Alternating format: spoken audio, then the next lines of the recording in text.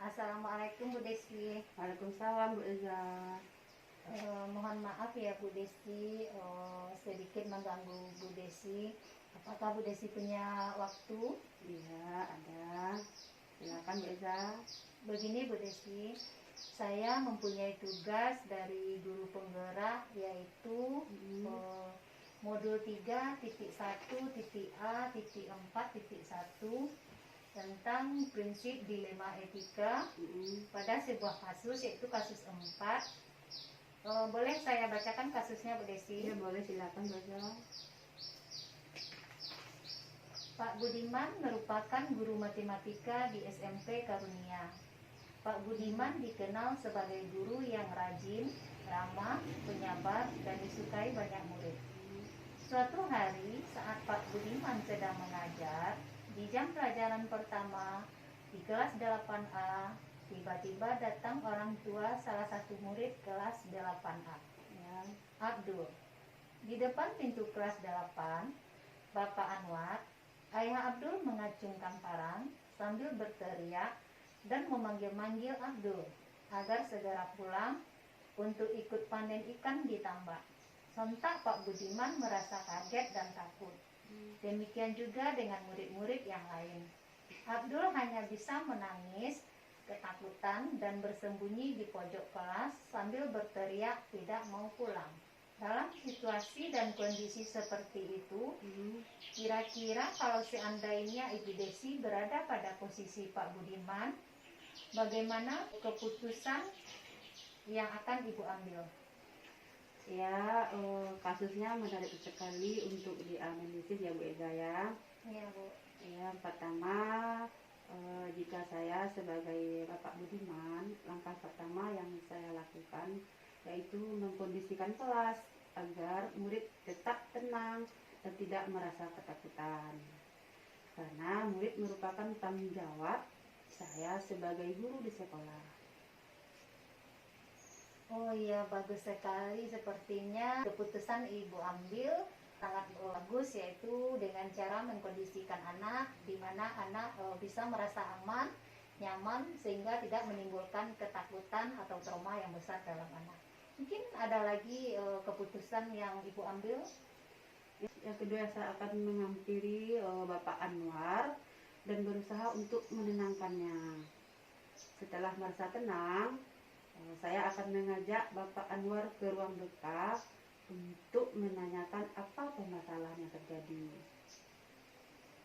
Setelah saya mengetahui inti dari permasalahannya, saya akan mencoba memberi pengertian kepada Bapak Anwar. Yang pertama, tindakan yang telah Bapak lakukan melanggar aturan sekolah yang menyebabkan anak merasa ketakutan. Yang kedua, di sekolah ada peraturan yang harus dipatuhi, yaitu tidak boleh membawa benda tajam ke sekolah. Yang ketiga, menyampaikan bahwa kalau waktu yang harus diikuti, kalau waktu di sekolah merupakan hak anak untuk belajar dan menjadi tanggung jawab guru. Kalau di rumah baru merupakan hak dan tanggung jawab orang tua. Yang keempat, menyampaikan pada pihak sekolah, satpam atau guru piket untuk memperketat dalam menerima tamu agar kejadian serupa tidak terulang lagi. Ini juga merupakan keputusan yang sangat tepat rasanya Ibu. Pertama tadi Ibu mungkin mengkondisikan anak. Kemudian yang kedua, Ibu berusaha menghampiri Bapak Anwar dengan cara menenangkan. Karena yang namanya orang sedang emosi, pasti dia dalam keadaan labil. Kemudian Ibu berusaha untuk menenangkannya. Kemudian setelah Ibu menenangkan, Ibu mengajak ke ruang BK. Ibu mengetahui apa permasalahannya. Terkadang kita tidak bisa memberikan keputusan yang tidak tepat karena mungkin orang punya permasalahan masing-masing. Tapi setelah Ibu mengetahui inti dari permasalahannya, sehingga mungkin juga Bapak Anwar tadi mungkin akan sedikit lega, sedikit senang. Mungkin juga dia akan menyadari kekurangan, kekhilafan yang telah ia lakukan, tindakan yang ia lakukan melanggar aturan sekolah.